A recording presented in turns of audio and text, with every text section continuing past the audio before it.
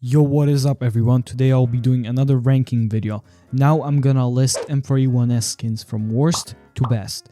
I feel like I have to say this, but this is just an opinion. It's kinda obvious, but I still try to do my best with these skins, ranking by their design, looks, etc.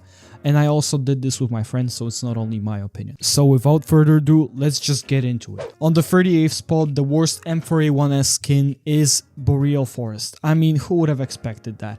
It's a shitty diarrhea camo, nothing is original about this skin, it's not pleasant to look at. In simple terms, Boreal Forest is a turbo skin that I spit on. Next, at 37, we have Very Camo. Just like Boreal Forest, this is a turbo skin. Get these camos off my face. This is a bit higher than the previous skin because the colors are a bit nicer. Coming in at 36th place, I've put Modspec. Yeah, I wouldn't expect anything good from the name already. The skin looks like it's covered in poop, and I'm not too far wrong because judging from the name, this skin is covered in mud. The only difference is that mud doesn't smell. Going to the 35th spot, we have Briefing. This skin doesn't make me puke, I'll give it that, but it's really fucking boring. Nothing is interesting about it and the colors barely match. If you bought that, then I don't know what to tell you, bro. Up next is Moss Quartz at the 34th spot. Man, I don't know what to say about it. It's just a bad skin.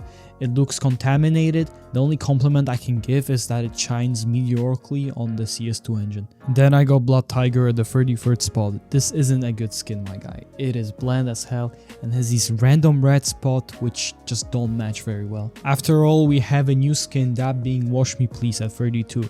I mean, yeah, even the skin is begging to be cleaner, so it's not very good, is it? Coming at 31, I have placed Fizzy Pop. From my AWP ranking video, we know modern art is bad, and this skin depicts modern art.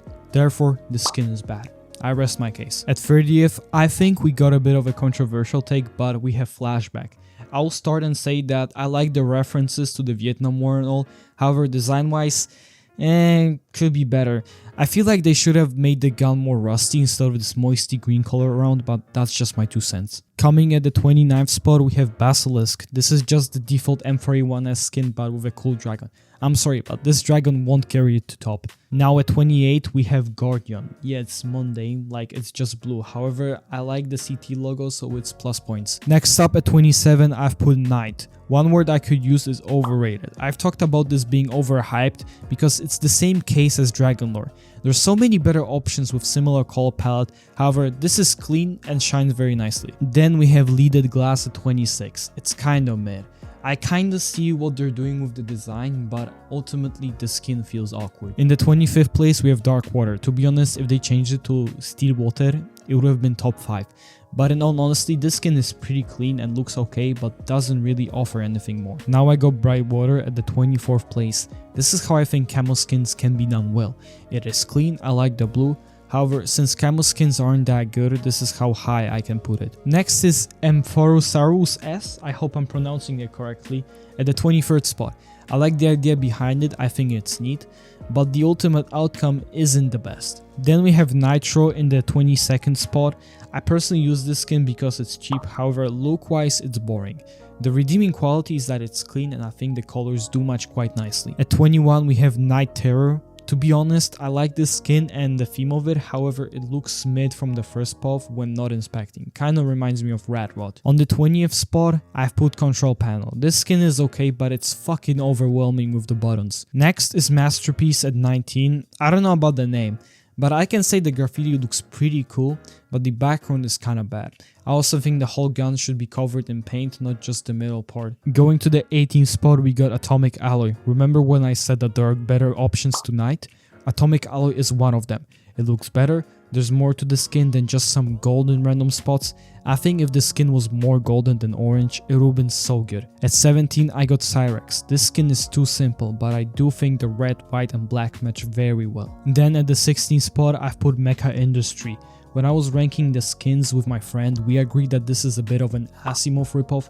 The skin isn't bad, but it doesn't come close to Asimov. Up next is Nightmare at 15. I think the skin is good, but I've seen people glazing it too much.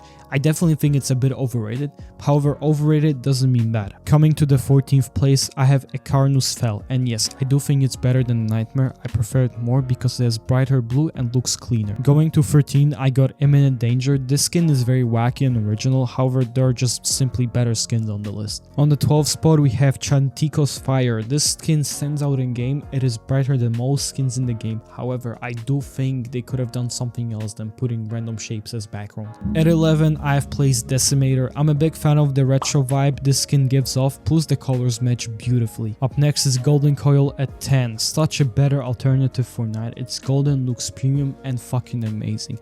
And the next skin are just gonna be better. So going to the single digits, I have put Black Lotus. Black Lotus is a good skin with good design and the flower is a cherry on top. At the 8th spot we have Prince Stream. If I have done this video 2 years ago, it would have been a top 5 at least.